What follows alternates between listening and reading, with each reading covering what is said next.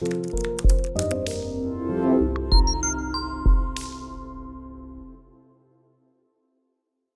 that being said, I do have one job I want to share with you guys. See if I can find it.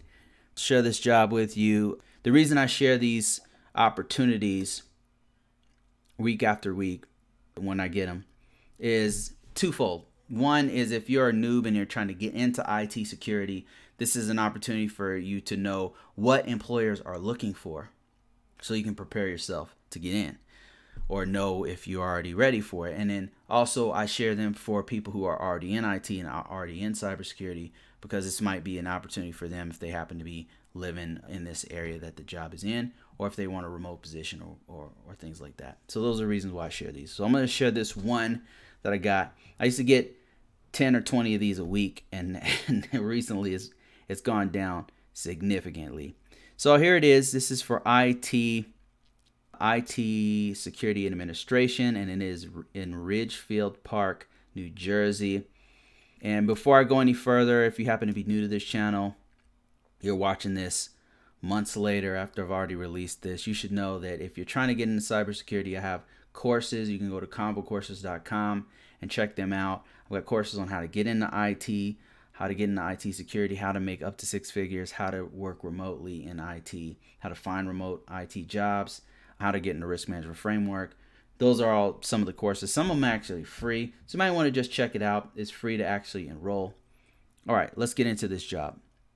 Let me make this a little bit bigger for everybody so you can see it. There we go. Just follow along with me. All right, so IT Security Administrator. And this is normally when you see the term administrator in the actual position name, that means it's extremely technical. And let's see if I'm right about that. And if you happen to be in New Jersey, you might want to apply for it. And I know right now New Jersey is on lockdown, and they're going through all stuff, same stuff all of us are going through. But primary responsibilities: perform security and vulnerability assessments of the internal and external networks, websites, and server systems. So what that means is they'll have some sort of a network scanner, and then they'll have you run the scans. Like you'll have to know the range of their IPs externally and internally, and probably their DMZ, and then you'll be responsible for actually running the actual scan, whether it's Nessus scan or if it's a Qualys scan, or there are many different products out there that people use to scan networks, but you will be using one of those scanners, and you'll be doing that. All right, so the next one is participate in evaluation, investigation, and testing of new technologies with other teams to enhance information security infrastructure. Creates and maintains work instructions, deployment documentation, Word and PowerPoint. So you're going to be creating wikis or work instructions for this organization. Like that, they might be like, okay, we need you to update the scanning, how to scan these systems.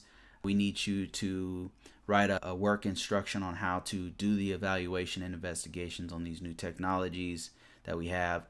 So it's just an instruction so that if you happen to leave, somebody else can take over, or if you have a backup, the rest of your team can fill in for you and things like that. That's pretty common, actually. Experience on server network security solution operations. They're not really telling us what kind of server. They're not really for that. I think you're gonna have to contact them to get more information. And then ability to mitigate vulnerabilities of servers, Windows and Linux network and database. So that means fix, remediate. That means you have a vulnerability on, say, Windows 2016, and Windows 2016 has a critical patch that needs to be updated. So you will be responsible for actually updating that patch on that system, whether it's a Linux, Red Hat, or Windows system, or network, or database. And they're not telling us what kind of database. They're not telling us what size of the network. They're not telling us versions of Windows, Linux. They're not telling us anything. So you're going to have to contact them. And I will have all the contact information below if you're interested in it. And then I'll read it after this. We're almost done with this one. Qualifications. 4 years experience in information security. All right. That's not that much. That's okay. Overall knowledge in information security, and then they have some examples: OWASP 10, web hacking, denial of service attack, APT. So this is some web application security stuff. I think OWASP is, correct me if I'm wrong, guys who are watching me right now, open source web application security something or other. So it sounds like they have some sort of web application that they're expecting you to protect with basic security standards or best practices, best security practices.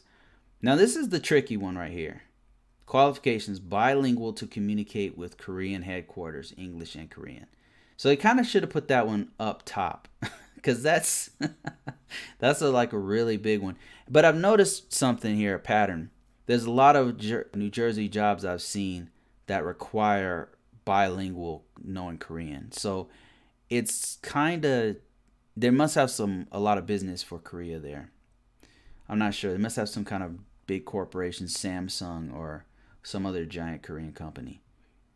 All right, basic knowledge of OSI 7. That's 7 layers. This is networking, basic networking protocols, TCP/IP, HTTP protocol. So they're expecting you to have basic knowledge of networking. So that's good. I mean, they're not going crazy with the networking. Certifications are desirable: CISSP, CISA, and CEH. CEH is Certified Ethical Hacker. Then you've got these others. CISSP is a pretty big certification, and as is CISA. All right, if you're interested in this, I'm going to give you the call information. If you happen to be listening to this, the number is 703-261-7028, and that's with eTalent Network. So they are a technical recruiter. You would contact them and they will get you in contact with the actual employer. There's a lot of questions I would have in this myself, but right off the bat, they're eliminating like 90% of the people who are going to be qualified for it, because most people are not going to know all this stuff and be bilingual in Korean. All right, that's it for that one.